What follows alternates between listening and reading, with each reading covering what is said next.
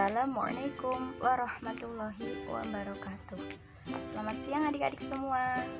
Gimana kabarnya hari ini? Semoga kita semua tetap sehat ya, dan dijaga kesehatannya, karena musim pandemi ini sangat mudah terkena penyakit ya. Sebelum memulai pembelajaran hari ini, mari kita berdoa bersama agar kita semua tetap diberi kelancaran, kemudahan, dan kemanfaatan ilmu yang kita dapat pada hari ini. Berdoa mulai. Bismillahirrahmanirrahim. Selesai. Nah, adik-adik, kakak punya gambar nih. Siapa yang tahu apa itu gambar? Nah, benar sekali. Orang yang sedang flu ya. Nah, kalian pernah gak sih terkena flu? Nah, bagian besar pasti pernah ya terkena flu. Entah itu setelah minum es ataupun yang lainnya. Nah, kakak mau bertanya nih, apa sih? Kenapa sih kok kalian itu bisa terkena flu? Benar sekali. Karena ada sesuatu yang menyerang kalian, yaitu virus. Nah, pada pertemuan kali ini kakak akan menyampaikan materi tentang virus. Nah, sebelumnya kakak mau bertanya nih kepada adik semua. Minggu lalu itu kan kita telah mempelajari tentang pengelompokan makhluk hidup ya. Nah, dari minggu kemarin itu siapa sih yang masih ingat makhluk itu dikelompokkan menjadi berapa kingdom? Tuh, siapa? Nah, betul sekali, ada 5 kingdom. Yang pertama yaitu ada Monera, kemudian ada Protista, Jamur, Plantae, dan Animal. Kemudian virus itu masuk ke dalam kelompok yang mana sih kira-kira? Yuk, kira-kira masuk kelompok yang mana? Nah, virus itu tidak dimasukkan ke dalam sistem klasifikasi 5 kingdom tadi ya. Karena apa? Karena virus itu termasuk makhluk transisi, yaitu antara makhluk yang hidup dan tak hidup. Nah, adik-adik, dari tadi kita kok ngomongin virus ya. Ngomong-ngomong, sudah pernah lihat virus kah? Ataukah sudah tahu bagaimana bentuk virus itu? Nah, kalau belum tahu, mari kita lihat sama-sama tayangan video ini. The T4 phage initiates infection of an E. coli bacterium by recognizing cell surface receptors of the host with its long tail fibers. A recognition signal is sent through the long tail fibers to the base plate. This unravels the short tail fibers that bind irreversibly to the E. coli cell surface. The base plate changes conformation and the tail sheath contracts, causing GP5 at the end of the tail tube to puncture the outer membrane of the cell. The lysosome domain of GP5 is activated and degrades the periplasmic peptidoglycan layer. The remaining part of the membrane is degraded, and DNA from the head of the phage can travel through the tail tube and enter the E. coli.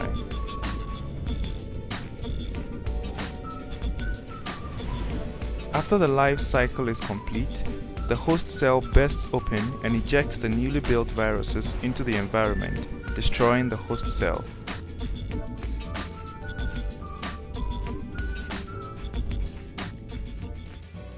Nah, adik-adik, dari video tadi sudah punya gambaran ya mengenai virus. Virus itu berasal dari bahasa Yunani, yaitu venom, yang berarti racun. Nah, virus itu merupakan parasit mikroskopik yang menginfeksi sel organisme secara biologis, di mana virus tadi itu memiliki sifat transisi. Tadi kakak sudah menjelaskan ya, transisi yaitu dia mempunyai sifat hidup dan juga mati. Dikatakan sifat hidup itu karena virus memiliki asam nukleat yaitu DNA atau RNA. Kemudian virus itu dapat bereproduksi dengan cara bereplikasi ya, dan hanya dapat dilakukan ketika dia itu menemukan sel inangnya. Nah, dikatakan sifat mati, dia bersifat mati karena virus itu dapat dikristalkan dan kemudian dicairkan ketika dia menemukan sel inang. Kemudian virus itu memiliki beberapa ciri, antara lain yang pertama yaitu virus hanya dapat hidup dan memperbanyak diri apabila dia menempel di organisme lain. Kemudian yang kedua, virus memerlukan DNA ataupun RNA untuk bereproduksi. Dan yang ketiga, virus itu dibentuk oleh sebuah partikel yang disebut virion, di mana virion itu mengandung DNA ataupun RNA saja. Jadi tidak keduanya, dia mempunyai DNA atau RNA saja. Kemudian yang keempat, virus itu dapat dikristalkan, tetapi virus itu masih memiliki sifat patogen apabila diinfeksi ke organisme yang masih hidup. Kemudian yang kelima, virus itu memiliki sifat aseluler atau tidak memiliki sel dan tidak memiliki organel sel. Kemudian virus itu memiliki beberapa bentuk ya, bentuk yang bermacam-macam, dari segi ukurannya, kemudian dari segi bentuknya maupun dari susunan kimiawinya. Nah, untuk struktur tubuh virus itu dia disusun oleh beberapa penyusun. Yang pertama yaitu ada kapsid. Kapsid merupakan lapisan pembungkus tubuh virus yang tersusun atas protein-protein, di mana kapsid itu sendiri terdiri dari jumlah kapsomer yang terikat antara satu dengan yang lainnya. Kemudian fungsi dari kapsid itu sendiri yaitu yang pertama memberi bentuk virus, kemudian yang kedua sebagai pelindung dari kondisi lingkungan yang merugikan, kemudian yang ketiga mempermudah penempelan pada proses penembusan ke dalam sel. Kemudian penyusun yang kedua yaitu ada DNA atau RNA. Nah, DNA atau RNA itu sendiri merupakan materi genetik atau molekul pembawa sifat keturunan virus. Nah, virus ini hanya memiliki satu asam nukleat saja ya, yaitu DNA atau RNA. Jadi tidak kedua-duanya. Kemudian yang ketiga yaitu ada leher. Nah, di sini virus itu tidak semuanya memiliki leher ya. Hanya virus yang berbentuk kompleks saja yang memiliki leher. Nah, leher di sini itu berfungsi sebagai tempat penyangga kepala virus.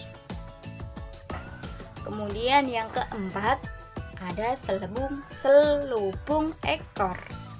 Nah, selubung ekor pada virus itu berfungsi untuk menginjeksi DNA virus ke dalam sel dan juga tempat penghubung antara kepala virus dan lempeng dasar virus. Kemudian yang kelima yaitu ada serabut ekor. Nah, serabut ekor pada virus itu sendiri berfungsi sebagai penerima rangsangan atau sebagai reseptor dan juga digunakan untuk menempel pada sel inang. Kemudian yang terakhir yaitu ada lempeng dasar. Nah, lempeng dasar pada virus itu sendiri berfungsi sebagai tempat melekatnya serabut ekor dan jarum penusuk. Nah, yang selanjutnya yaitu ada peranan virus bagi kehidupan manusia. Nah, peranan di sini dapat bersifat yang pertama menguntungkan dan ada juga yang bersifat merugikan. Nah, yang menguntungkan ya di sini dapat bermanfaat untuk yang pertama sebagai pembuatan toksin. Kemudian yang kedua yaitu sebagai untuk melemahkan bakteri. Kemudian yang ketiga yaitu untuk memproduksi vaksin. Nah, selain menguntungkan, virus juga dapat merugikan bagi kehidupan ya, yang terutama bagi manusia. Nah, contoh penyakit yang disebabkan oleh virus yaitu yang pertama, yaitu ada AIDS. Nah, AIDS di sini disebabkan oleh virus HIV, yaitu Human Immunity Virus, yang akan menyerang sistem kekebalan tubuh manusia. Kemudian yang kedua yaitu ada influenza, atau yang biasa disebut kita itu flu ya. Kemudian virus yang menyebabkannya yaitu ada orthomisovirus. Nah, di sini menyerang saluran pernapasan ya. Kemudian yang ketiga yaitu ada penyakit gondong, di mana penyakit ini itu disebabkan oleh virus mumps. Nah, penyakit di sini ditandai dengan adanya pembengkakan pada kelenjar parotis. Kemudian yang keempat yaitu ada penyakit polio yang disebabkan oleh virus poliomyelitis, di mana penyakit ini itu menyerang saraf, terutama yaitu sistem gerak, sehingga dapat menyebabkan kelumpuhan. Nah, setelah manusia ada tumbuhan juga dapat dirugikan oleh virus. Yang contohnya yaitu yang pertama ada penyakit tungro, di mana virus tungro menyerang padi sehingga padi itu menjadi kerdil.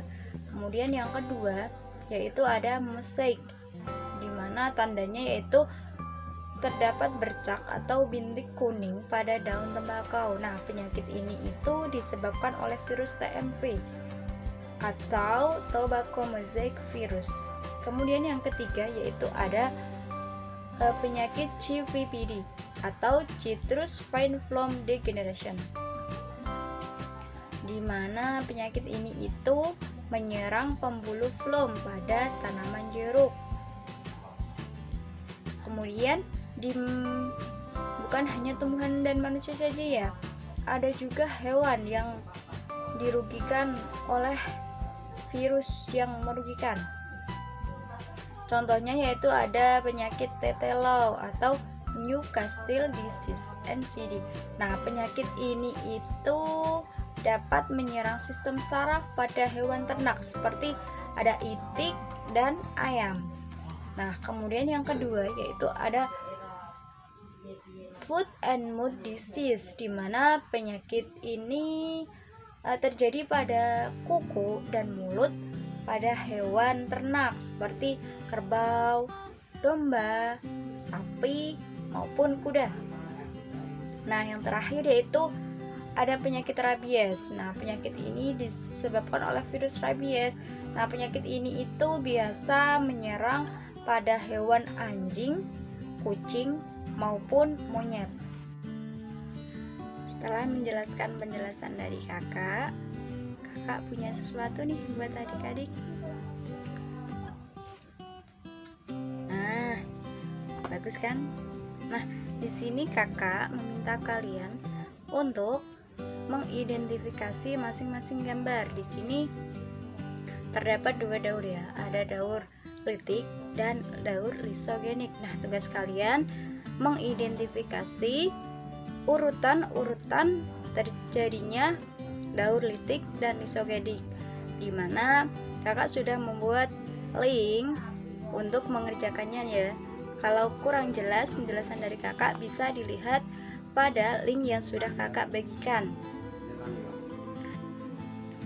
Sedangkan untuk tugas minggu depan, kakak minta kepada kalian semua untuk melakukan kampanye tentang bahaya virus dalam kehidupan, terutama yaitu bahaya AIDS. Nah, di sini kalian itu kakak tugaskan untuk membuat melalui media poster ya tentang bahaya virus dalam kehidupan, terutama yaitu bahaya AIDS.